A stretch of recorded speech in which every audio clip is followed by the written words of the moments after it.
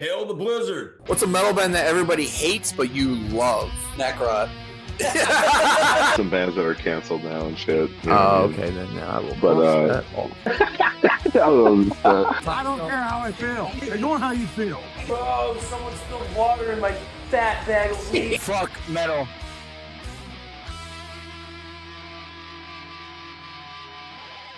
What is up, everybody? Welcome back to the Blyzzrd Show. My name is Liam from the Blyzzrd, and today we have returning vocalist from Cryptopsy, Mr. Matt McGachy.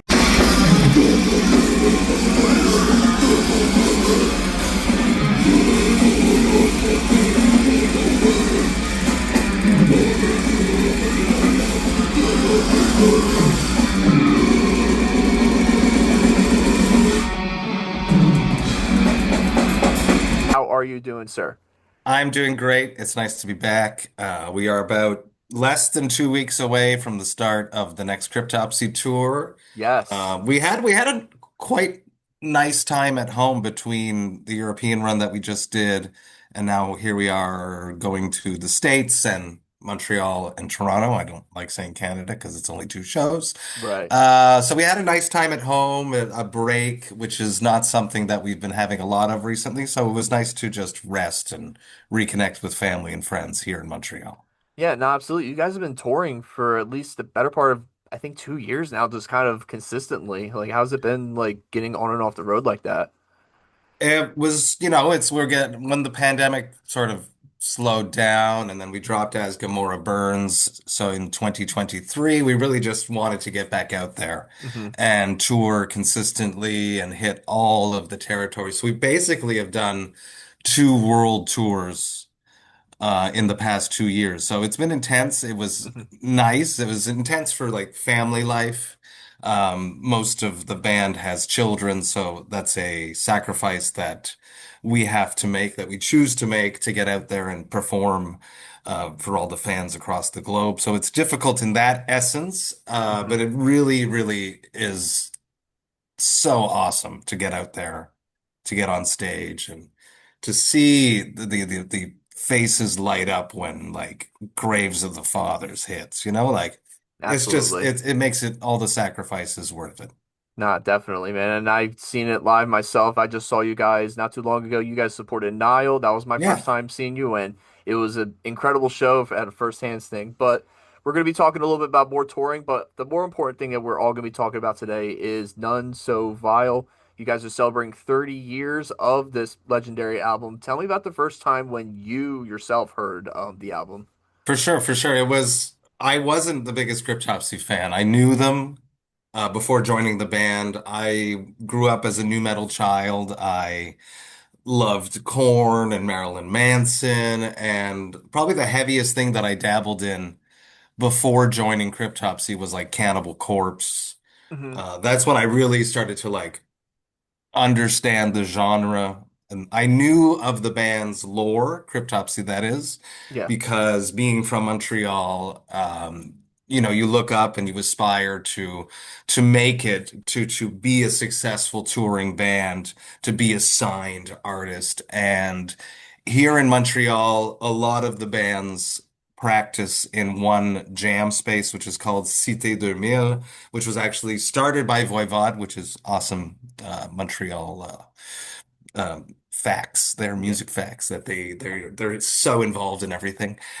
So I would see Cryptopsy, members of Cryptopsy walking around in the jam room, and I knew that they were famous and that they were huge, but I wasn't like the biggest death metal fan. So the first time I heard None So Vile was actually probably when I was trying to learn the lyrics when I got the job. To Okay. be really honest with it, You know, because that's fair. I like honesty, and you're being forefront about it. It's fair. So what did you I think? honestly believe that might be the first time that I heard None So Vile. And I remember the first thing that I did try to learn when I did join the band was Abigor from Blasphemy Made Flesh, that is. And I remember looking at the lyrics and listening to the work what Lord Worm was doing. And I called Alex O'Byrne, who was the guitarist at the time, and he was like one of the primary contacts that I had for the band when I first joined. And I was like, does he really say these words? And it was really, really, I didn't know what to do. I was like, oh my God, I'm in over my head. I don't understand how I'm going to learn this. So I remember I just put it aside and started learning the Mike DeSalvo era tracks, which was like We Bleed Hmm. and there was another one. I can't remember. Cold Hate Warm Blood. Hmm. And I Nice. was like, oh, this I understand. So I started learning those songs first when I joined. And then Then you months started to later, I go came back. back to Abigor and I literally phonetically wrote out the patterns Oh, like the in like vocal patterns that barks. get it Like, right. and then I learned those. And then Hmm. over the years, I've realized that he actually is saying stuff. I just wasn't fluent in Hmm. Lord Worm's linguistic style. Yeah, and that's a thing that I really, because I'm listening to this album, which is, it seems like it's a punishment or a chore for me, but it's really not because it's like, oh, I get to listen to this album for this interview so much. But I'm listening to the lyrics and how they kind of like stack up, and it's like the way how Lord Worm's like songwriting, I guess, is just very just unique to its own. Like it wasn't really He done like that is before. someone, from what I understand, he would write a lot. He Hmm. he had like a notebook and he would write poems basically, just short little things that caught his attention. And then he would sit there in the jam room, from what I've been told, and flip through and say, oh, this fits. Let's use this, as opposed to how I write, where the music comes first and then I try to drop something, Yeah, build something upon that. So his style was completely different. But Not So Vile, his lyrics are much more um, there's a coherent and you path. can understand them better because he evolved as an artist and evolved as a lyricist and as a vocalist even. Hmm. Um, from Blasphemy Made Flesh to None So Vile. And I've been told that he actually had quite some trouble in the studio for Blasphemy Made Flesh, whereas None So Vile, the story that I've been told, I don't know if it's Hmm. true, is that he stepped in to the booth with a bottle of booze and finished recording the whole album in 5 hours, is what I was what I've been told. I don't know if it's true, but I think Lord Really? Worm did I did interview him on Vox and Hops, and I did ask him that question, and I feel like he confirmed it. But what's something that a lot of people don't know that's super interesting about None So Vile is that a lot of the iconic vocal parts Hmm. that you think is Lord Worm is actually Flo. Really? Oh, A he's the lot of backing screams, vocals a on the lot. Like the opening scream to Crown of Horns is not Lord Worm, it's Flo. Okay. I didn't See, know nobody that. knows. I don't think because Chris got the tapes, Hmm. like the recording tapes. And he separated all because he did Nail the Mix, which is this producer thing Hmm. where engineers remix songs and show people how they mix something. And he did something for None So Vile. So this is how he was working with the tracks. And then he showed me. And as an Easter egg there, we used a lot of those screams on an Insatiable Violence. So Nice. Nice if you little listen node through, to it. you'll figure it out if you go back and listen to stuff. So a lot of the iconic screams, like I think also in Crown of Horns, the Crown of Horns, which comes through about two-thirds of the way through the track, Hmm. that's flow too. There's a lot of really interesting screams that are flow. Well, that's incredible. I didn't know that. No, I love it, man. I love hearing these stories that you don't really get to like hear as much, I guess, but especially with Flo, I guess being the still the one of the founding members from the band, hearing that translate from him is just really incredible. I It's love awesome. that. It's awesome. Then he's like, let me, he calls it his chocolate milk screams, is what Oh, we, so he would come into the studio. It's like such an old, I'm sorry, not old, sorry, no. It's such not that he's old, it's just like an old it's a mental technique. way, yes, Okay. of approaching extreme vocals. Whereas nowadays, all these younger vocalists are so proficient and their technique is just Hmm. incredible. You know, the Will Ramos is up there. They're never going to be like, I'm doing my screams. I need my chocolate milk. It's Yeah, like this that's old school way of approaching vocals. So Flo would come in with a jug of chocolate milk and get phlegmy, and then ugh. throw the reverb into 100 a million, and that's how Flo used to track his vocals. But recently, we've just been using his screams from None So Wild. Nice. Does he still do it live a little bit, or He does does he have not. the? No, he when I first joined the band, he had like the Britney Spears mic, Oh, but the like the what's his name from Autopsy does it? He has like okay, the side yeah. mic, I think. But once I came in, I could do a lot of screams, and then early on in my time with the band, we had Yuri Remo, who is the guitarist of Unhuman. He also collaborates with Trace Bruans in Secret Chiefs, and he's like a monster of a vocalist. So once Yuri stepped in on second guitar and I was there, Flo sort of didn't have to scream anymore. And then when Yuri left, he just never brought the mic back. Yeah, that's fair. Give him a little bit of a rest. He Yeah. doesn't Oh, have yeah, to. yeah. And you already have it on track, so like you already have it on Crown of Thorns. You don't need it any more perfect. Exactly. And there are some we run with tracks like for the second guitar, and there's moments that we throw a backing scream up there too. Yeah.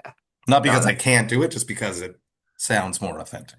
no, absolutely. And that just goes to show how much this album really has kind of like stood the test of time It's through it all. unbelievable.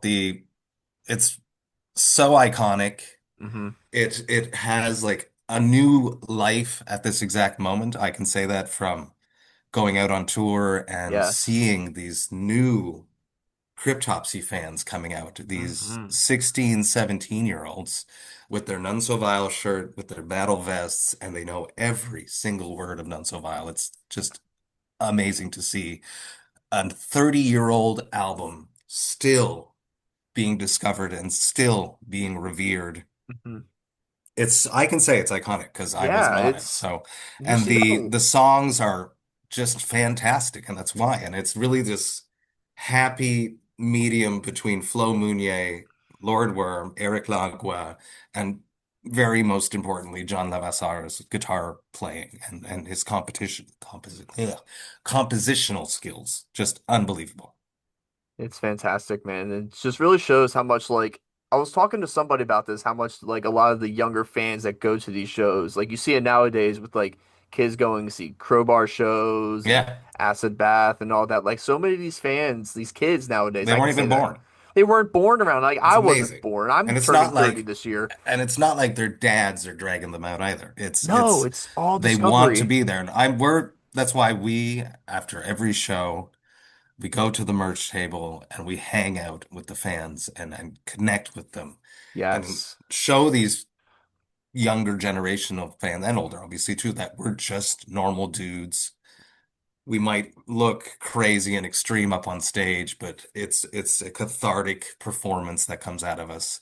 And Hmm. we just want to connect on a human level and show them Definitely. that we are just like them. And if you practice enough at anything, you can get pretty good at stuff. So Yeah. And if we can it's inspire our kids, the next generation that way and have this genre keep growing and have these newer era bands like Sanguisugabogg and Mhm. Frozen Soul that are Yes. primarily the 200 stab wounds, primarily younger musicians playing up there. It's exciting for the genre if we can inspire younger musicians to keep going and keep this genre rolling. That's really important for us as musicians, for us as fans, and just humans, just to be try to usher in the next generation.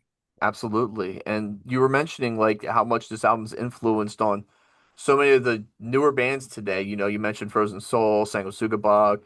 You guys just did a tour with 200 Stab Wounds out in Europe celebrating None So Vile. And then you have this tour coming up on the Decibel Tour with Necrot, Fulci, Fulci, yeah, Blood God, Monolith, yeah. Blood I'm Monolith. really happy to have this opportunity. It's basically we're basically wrapping up a world tour Hmm. of celebrating 30 years of None So Vile. We started in Asia, we went to New Zealand, we did Australia, we did most of Europe on that last run, and now the States. It's like a celebration, and there was this hard decision of it is such an iconic record. Hmm. Um, a Cryptopsy set is extremely intense and physical.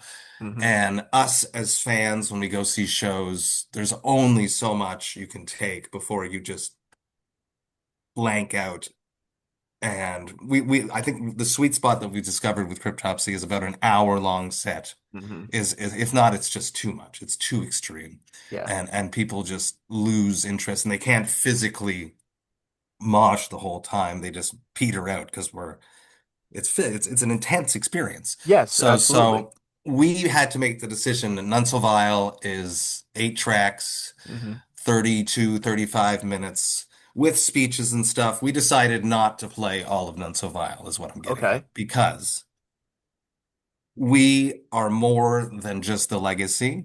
We are also extremely relevant, and that is Hmm. something that we think is important. We dropped a very strong record last year, an Insatiable Yes. Violence, and we thought that it would be shooting ourselves in the foot for the future of the band's career if we were to simply just play None So Vile from A to Z and play a few more tracks. We'd done that before. We did it in 2017, and it was great then, but the band was not where it is now. So Hmm. it was important for us to play a lot of None So Vile, our favorite tracks of None So Vile. So we do 6 out of the 8. All of the bangers are there. There's, Yeah. the other songs are bangers too, but not like on the level for us as a performance, the Hmm. tracks that we are performing. And then we were playing a lot of new material too, because it would be a mistake career-wise to just play the old songs and not Hmm. showcase the new material, especially if, because it's an None So Vile celebration tour, some fans are coming out for that. We have the opportunity to say, hey, look what we can do now too. Yeah. So it was important for us to do that. And it's been going over great. The fans haven't been, there's been one or two fans that will come up and say, hey, you didn't play Lynch Mistress, but Oh. it's okay. It's Oh okay. goodness. You always have those ones or twos, but what can you do, right? You can't please everybody. Exactly. But the thing is, though, I still think I love that statement though, where I do think that in an age now where everybody's doing, the anniversary tour, where you do expect, hey, I want to go and see this band play front to back, and they Hmm. go and provide that. But I Hmm. feel like there's too many times where we do get what we want too much, and I like that you take the step back of like, hey, listen, we are more than the legacy because I still think a lot of the stuff, this record that you guys just put out last year, is one of my favorite records that came out of 2025. It's Thank you. fantastic, it's technical, it's brutal, and it holds up to None So Vile. And I think when you play those songs live, especially together, like they blend Exactly. so well perfectly. Like going from Slit Your Guts to Malicious Needs, for example, like Hmm. it blends perfectly.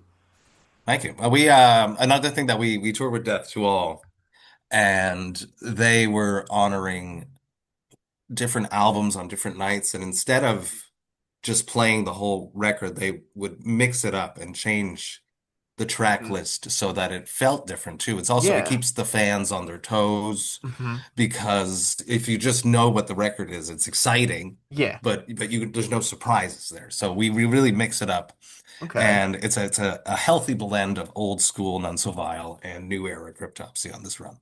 Excellent. I love it, man. It's just keep everybody on their toes. That's what we So, that's what we wanted. But it's there's no surprise if you just play it from 1 to 8. mhm. So last time we spoke, we were talking about Blasphemy Made Fresh, the re-recording Yes. of the album. And I was looking back at that interview, A, to make sure that I'm not asking the same questions I know. again. I used to do that too. I used to hate having to return guests on the Oh, dude, podcast. I've had that happen a few times, man. It's where it's like, do I have Honestly, this person? honestly, from the guest side now, because I've been doing Mhm. so much press, I don't think I would remember what you asked me, but maybe. That's fair. All right, but in the conversation we had, you told me that you had the idea to re-record None So Vile originally with It guest was vocals. inspired by Jamie Josta. I was listening Yes. to a podcast that he was doing with Terrence from Hmm. Suffo, and Josta had pitched that to Terrence, and I was like, "That's a good idea. Hmm. I'm gonna hang on to that idea." So that was the original idea in my mind. Yes. Yes. And I remember the quote, and this is like from months ago. So it was to have Corpse Grinder do Orgiastic Orgiastic disembowelment. Devalment. Yeah. Wouldn't that be sick? I think it'd be It so would be sick. incredible. Yeah. Now, Yeah. I want you to fantasy draft a few other re-recordings if you were to do the same for None So Vile. Oh, I know. I've thought about this, but I'm I'm not proficient. Like, obviously, Travis Ryan would be fun to have up there. David Vincent would be great to have on Mm, there. John Tardy, but like John, like wouldn't John Tardy be awesome at like Slit Your Cuts or something with yeah, just much raspy. more higher register. Um, we can get some newer vocalists on there too. Would be interesting. Like Frozen Soul, Chad from Mhm. Frozen Soul would be great. I think what's his name from you guys did the tour in Europe with the vocalist from Inferi. Oh yeah, He he's does great. those Yeah. really Yeah, high pitched Stevie. scream. Yeah. He's Yeah, awesome. Yeah. Yeah. get him on that. Yeah. There was a thought of inviting people out um on that tour and have guests basically the whole set almost.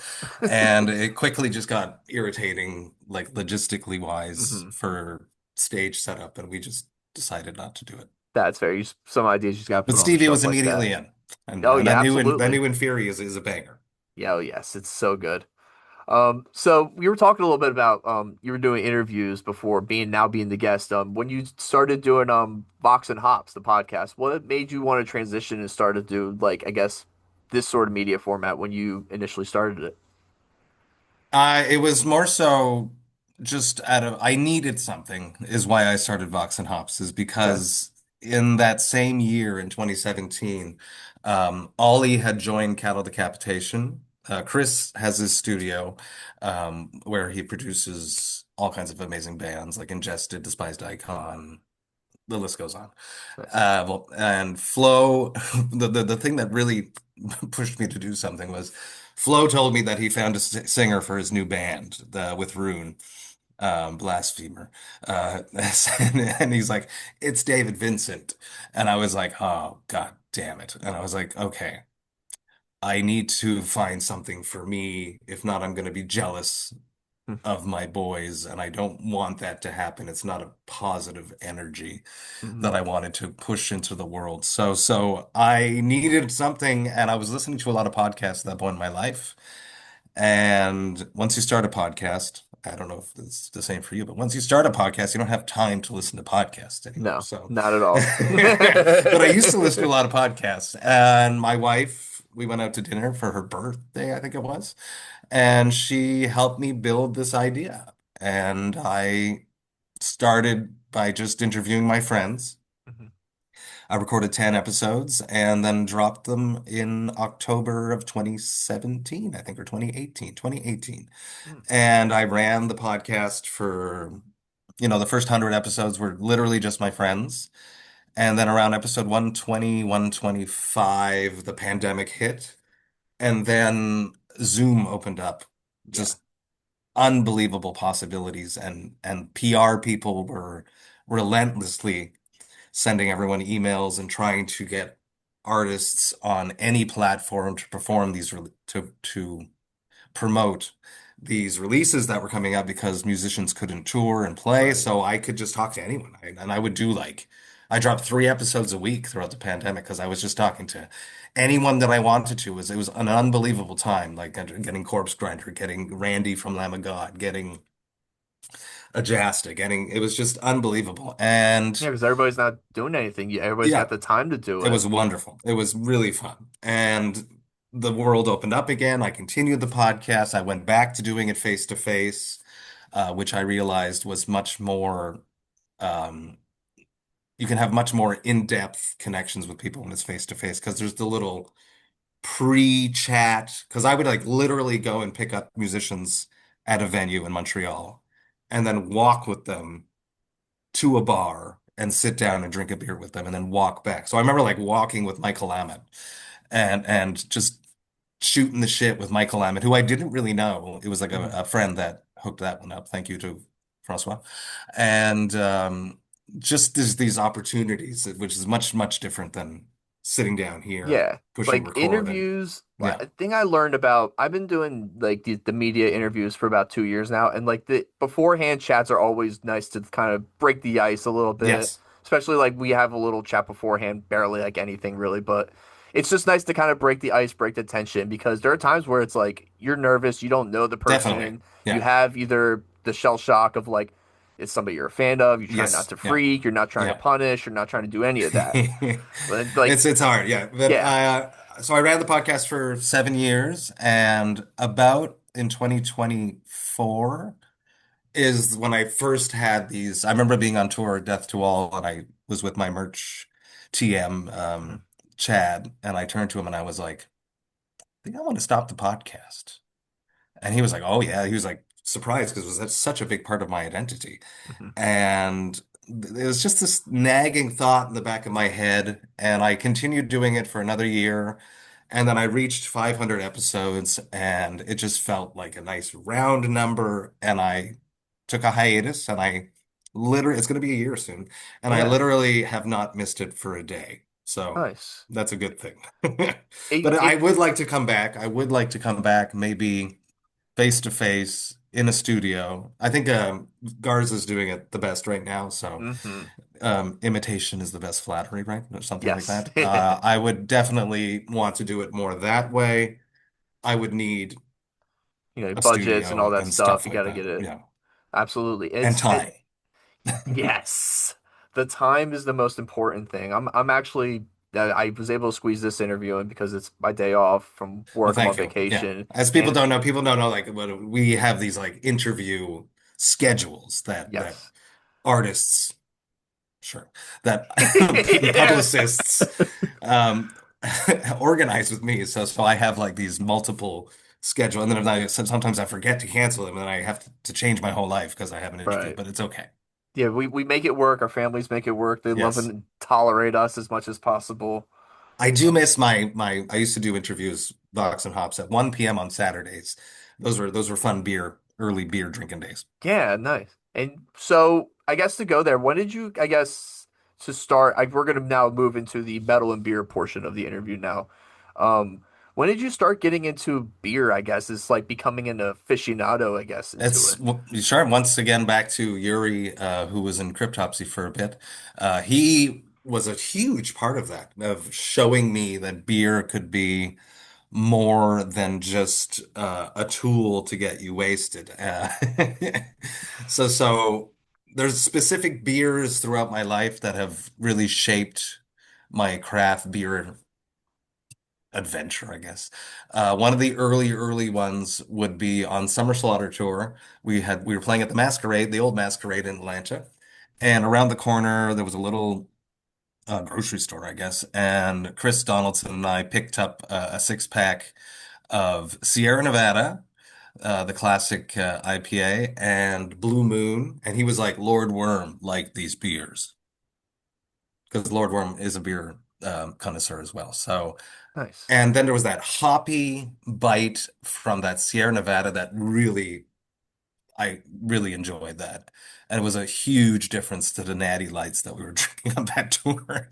We drank a lot of Natty Lights on that tour. But that I remember that beer. And then around the same time, I moved in with my wife, we were not married at the point, in out of my parents' home. And we lived together, and there was a little grocery store nearby, and I would go buy this 12 pack of McCausland mixed beers. So there's like basically two blondes, and then there's a hoppy ale, a pale ale. But I Mhm. would buy it because there was three apricot ales in the 12 pack. So it was And like it a was bunch of my different yes, samples, exactly. kind of. Yes. So it was like four different beers, but three of each. And I Okay. would buy a 12 pack because I like to drink a lot of beer. But I would be like, look, I would tell my wife, I was like, but look, I bought it because it has your apricot ales in it. There you So I would drink go. 9 beers and she would probably drink one out of the apricot ales, and then I'd probably finish those two back in the day. But that pale ale from McCausland, the Saint Amboise pale ale, was another just a hoppy beer with a bite to it. And then I was about there, and then Yuri really took me to the next level, like showing me um, IPAs and Zut Ciel and Yakima. Le Castor Yakima IPA was a really big hoppy, citrusy forward beer that was more juicy, not the New England style IPAs just yet, but more of like a West Coasty, old school style IPA, but still a little juicier than the Jude Ciel stuff that I was drinking and the pale ale stuff that I was drinking. And then that just happened. Then I was just really into craft beer at the exact moment that the Quebec micro beer industry really was blowing up. And that's when like New England IPAs came in and breweries like Hmm. Boreal, shout out to Gab for literally changing. I don't know if he changed the landscape of craft beer here in Quebec, or if he was like just literally lucky timing wise, because he works at a huge brewery, one of the biggest microbreweries in Quebec, and he convinced them to drop their New England IPA back in 20, I don't know, 16, maybe even earlier. And it was like people went crazy for this beer. And he literally made the recipe in his garage. He wanted something a Vermont style New England IPA available here in Montreal. And there was that one that was first that really changed the landscape. And then awesome breweries like Masorum, which is ran by dudes from Ion Dissonance, The Last Felony, and Alex Erier from Despised Icon is their manager, the general manager of the tap room. Nice. They are the best brewery in Canada, in my opinion. They're just taking over the world right now, and they make Monster Haze. They're just they make everything just they're spectacular. So it's just been like this crazy adventure. And now as I'm getting older as a beer drinker, I find myself going backwards. Like I'm supposed as a craft beer enthusiast that's been doing it for over 10 years, I'm supposed to say that I really like lagers.